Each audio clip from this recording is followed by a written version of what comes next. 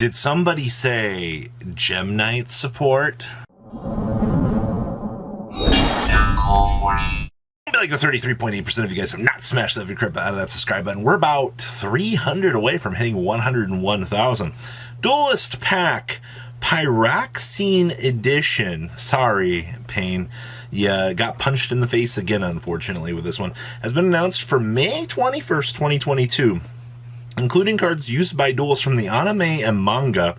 These will be used for Earth monsters, as well as new cards to power up. You guys remember the Duelist pack where we got all the fishy water stuff, right? Well, Mako Tsunami, Shark, and Shark's Sister were pretty much the big power-ups for that set here. So, looking at this now, you gotta ask yourself, who in the heck can we actually approach for this Duelist pack and consider for those power-ups? The first one here is Blister, actually. I don't know how many of you guys might be too familiar with him, but they were from 5Ds here, and they did sport off playing Machina of all decks, which would mean that Machina would be up for some sort of calling here. But from the anime, the only card he played was Machina. In the video games, he played Machina decks. Now, I don't think particularly that we're going to see Blister in this Duelist pack, though it is an interesting concept here that we could want to focus in on him and give some particular love to Machina, but this just doesn't feel mainstream enough. Now, this one is up on the table here. Anna Kaboom. Most of you guys might know Anna as basically the train duelist, all right? One thing to really consider here with Anna was the fact that trains are a pretty beloved archetype in this game. And we saw so many train cards from Anna Kaboom. I mean, it doesn't even like have to be so much of really focused in on the trains. You can go and focus in on just larger monsters kind of go into these things, like the Night Express Knight, for an example. Most of the things that were focused on Anna's strategy were basically the ability to flow into larger trains. Now, I am kind of worried that we could see some very, very, very large power monsters kind of flow out of this strategy here, and I would be very intrigued to see what more they could really give to trains to give it that tier 1 approach, all right, because that is amazing. Now, this one will probably be in the Duelist pack, Goku.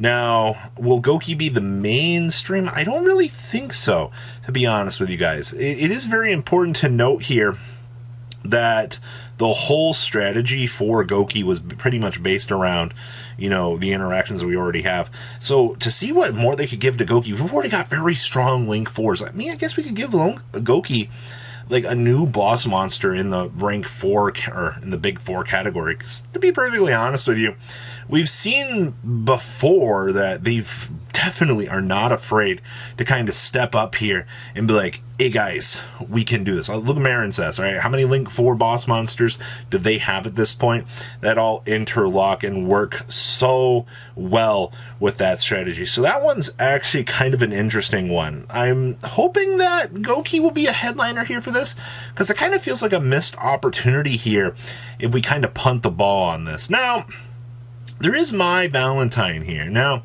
interesting fun fact, Mai did have interactions with Amazons at some point. But I hate to say this, but is Amazons really Konami quality at this point in time? Is Amazon something that they want to kind of focus on? Because Harpies have gotten a lot of support. But once again, I just want to reiterate the point here. When you look at Amazons, you're like, is this good enough to sell us at? Like, is this Konami quality? And I don't think so, ladies and gentlemen. Kind of think that this one's going to fall a little bit short here. Now, there is Spectre here. Now, Sun Avalon is still missing a lot of stuff. All right, there's something else on this list too that definitely rings some future bells here, but Sun Avalon was a very highly requested archetype by a lot of players. But now you got to ask yourself, if we're going to go after Sun Avalon here, how much more consistent can we make this? The thing is, this deck is missing a crap ton of support, all right? Like, this whole deck's strategy is focused on, like, the Link ones, but, like, Sun Avalon in this deck, we there's just a lot missing. I mean, the extra deck's pretty much filled out at this point, but if they could get us some better cards, like, we're honestly one card away from like an amazing strategy. Other interesting things to know here, Yugi Moto here did in fact play Magnet Warriors. Once again, though, is Magnet Warriors really worth the expansion in this? Because I'm sure that like we could boot up the old printer here, but you know, it's not Dark Magician. I don't think it sells all that much. And on that same point, Yugi also had gadgets as well. I mean, it is a Earth power-up pack here. You can kind of pull that in. I'm not going to get my hopes up here and be optimistic and be like, yeah, new gadget support. Those were very much what felt like sub-engines in the game's history. They were all just kind of like little pieces that kind of moved around here. So, I hate to say it, ladies and gentlemen, but I don't think we're going to see Magnet Warriors or gadgets in this Duelist pack. Now, this is a big one here. Crawler's Ancient Gears. I would not be surprised. I was actually talking about that in Dimension Fusion. I was expecting to see the living crap out of, you know, support for Crawler here. But it looks like we might be seeing it in the Duelist pack. Ancient Gears are an absolute shoo-in win for this Duelist pack, I think, here. I would be shocked if they punt the ball on this one. Ancient Gears need all the help that they can get here, alright? There's definitely a huge maybe to this. Goku and Ancient Gear in the same pack? That's definitely interesting. Now, at the forefront of this video, I did say that we could see support for Gem Knights. Remember, Gem Knights did see play in the anime, which means that they are up for the block here. Now, considering the fact that this is considered the Pyroxene like dual set, you pretty much have told me that, what is it, Gem Knights do have Pyroxene fusion at that point in time. So, yeah, I don't know if they're going to call it the Pyroxene pack and we're not going to have Gem Knight support in here. That just feels like we punted the ball super hard. Alright, we also have Tate here, who did, in fact, play desk bots. I don't know how many of you guys kind of have really paid attention to that, but this Duelist did play desk bots. Once again, this doesn't feel super pushy enough to be in the Duelist pack. And then there's Gong Strong. You guys might remember Gong here for his absolute love. So much here for this. You guys remember Gong's most famous deck? The Super Heavy Samurais. You have so many options available to you. This deck does need a power-up. I am kind of curious, though, because you've got a lot of good candidates in the Earth box here. Then you got Jim Crocodile Cook. Oh, boy. Let's be massively honest here, ladies and gentlemen. Fossils getting some more support in another Duelist pack would send the player base down a frenzy.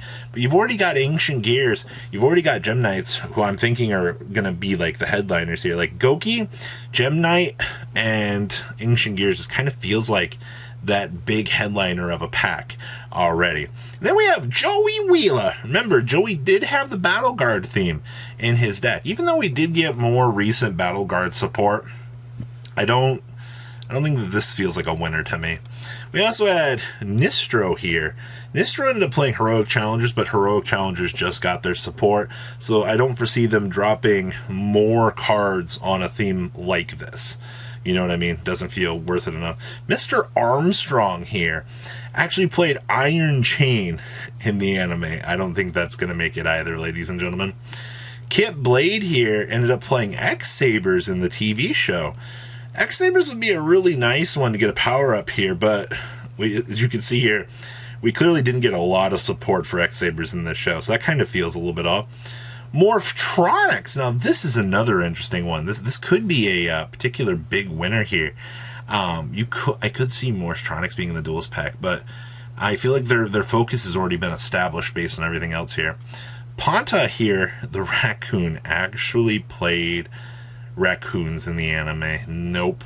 And then once again, Mr. Go here ended up playing Dino Wrestlers. You could see those, but I think we have our winners established already for this Duelist pack. I think even though Sun Avalon, Jim Crocodile, and you know Morphtronics could be winners, I think it's going to be Goku, Crawler, in Gem Knights, oddly enough. So guys, what do you think? Please leave a comment below, tell me what you guys think. Make sure you guys smash the living crap out of that subscribe button so you guys don't miss out on more awesome content. And I'll see your beautiful faces back here later on. They have some more cool awesome content. Peace out, guys.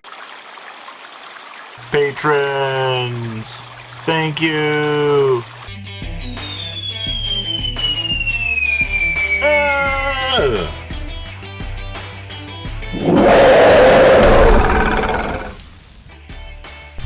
Thank you so much for watching. Check out these other videos.